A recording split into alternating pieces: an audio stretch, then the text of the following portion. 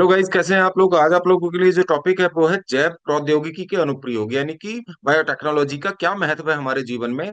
उस पर आज डिस्कस करने जा रहे हैं।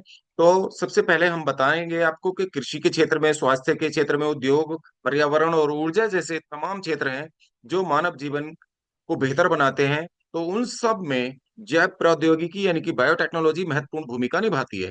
सबसे पहले बात कर लेते हैं कृषि क्षेत्र की। तो गाइज, कृषि क्षेत्र में जो उन्नत किस्म की फसलें हैं उनको बनाने में जैव प्रौद्योगिकी का काफी महत्व है। ठीक है, अधिक उत्पादन देने वाली फसलों को बनाया जाता है, मोटे बीज, ठीक है, और रोग प्रतिरोधी फसलें बनाई जाती हैं जिनको रोग न लगे और कीड़े और जो सूंडी होती हैं उनको नुकसान ना पहुंचाए। तो ऐसी फसलों का विकास बायोटेक्नोलॉजी द्वारा किया गया है। तो इसके क्रम में बीटी कपास है, बीटी बैंगन है, बीटी चावल है, बीटी मक्का है। तो इस तरह की बीटी फसलें बनाई गई हैं। ये सब जेनेटिकली मॉडिफाइड होती हैं, जिसमें बीटी नाम का, यानी कि बैसिलस थूरिनजिएंसिस नाम का एक जीवाणु होता है, इनमें प्रविष्ट करा दिया जाता है। और ये उससे निकलने वाली एक क्राई प्रोटीन होती है, क्राई प्रोटीन, जो टॉक्सिक होती है इंसेक्ट और वर्म्स के लिए, इंसेक्ट के लिए और पेस्ट के लिए। तो वो नुकसान नहीं पहुंचा पाते। ठीक है। जैव उर्वरक, तो रासायनिक खाद की जगह जैविक उर्वरकों का उपयोग किया जाने लगा है।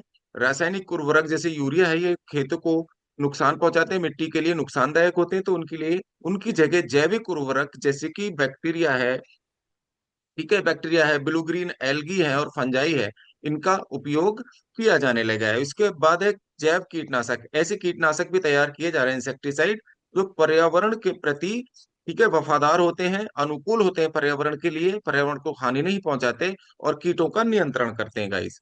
ठीक है।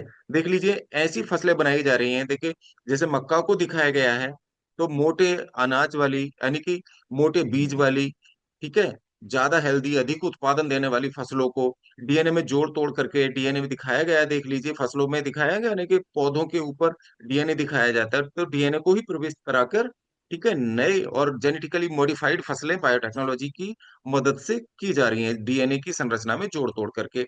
और एग्रीकल्चर में अच्छे फसल पाने के लिए बायोटेक्नोलॉजी का यूज करते हैं, और फल और सब्जियों को भी, ठीक है, उत्तम किस्म की या उन्नत किस्म की बनाया जा रहा है बायोटेक्नोलॉजी की मदद से। रहता देखिए, चिकित्सा क्षेत्र में दवाइयों का निर्माण है, इंसुलिन बनाई जाती है, एंटीबायोटिक बनाई जा रही है, डीएनए टेस्ट में, पीसीआर तकनीक में, जीन थेरेपी में, इन सब में क्या है, जे ये जो बायोटेक्नोलॉजी है अपना महत्वपूर्ण भूमिका निभा रही है।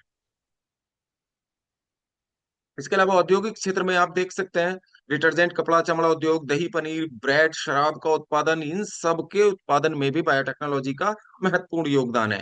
ठीक है।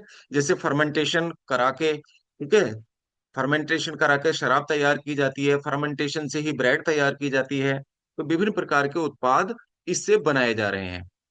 अब बताते देखिए, पर्यावरण संरक्षण में बायो रिमेडिएशन है। बायो रिमेडिएशन, इसमें प्रदूषित मिट्टी और पानी की सफाई की जाती है। बायो रिमेडिएशन में जो प्रदूषित मिट्टी है और पानी की सफाई बायोटेक्नोलॉजी द्वारा किया जाता है, और जैव अपशिष्ट का पुनः उपयोग करके, ठीक है, पुनः उपयोग किया जा रहा है अपशिष्ट प्रबंधन में। अब आते हैं देखिए ऊर्जा के क्षेत्र में। ऊर्जा के क्षेत्र में बायोफ्यूल्स बनाए जा रहे हैं। ठीक है। गन्ने के रस से और मक्का से एथेनॉल बनाई जाती है। ठीक है, एथेनॉल का निर्माण किया जा रहा है, और एथेनॉल क्या है, बायोफ्यूल है एक प्रकार का। ठीक है। और बायोगैस बनाई जा रही है बायोटेक्नोलॉजी के द्वारा। तो एथेनॉल अगर हम वाहनों में डालते हैं, एथेनॉल मिला हुआ ईंधन अगर हम प्रयोग करते हैं, तो इससे क्या है, प्रदूषण कम होता है गई। ठीक है। तो इस तरीके का जो प्रयोग है वो बायोटेक्नोलॉजी द्वारा किया जाता है। फिर आता है देखो, पशुपालन में बेहतर नस्लें, अधिक दुधारू जानवरों को बायोटेक्नोलॉजी की मदद से तैयार किया जाता है। तो गाइज, यहाँ ये टॉपिक समाप्त होता है। आप लोगों को कैसा लगा, जरूर बताइएगा।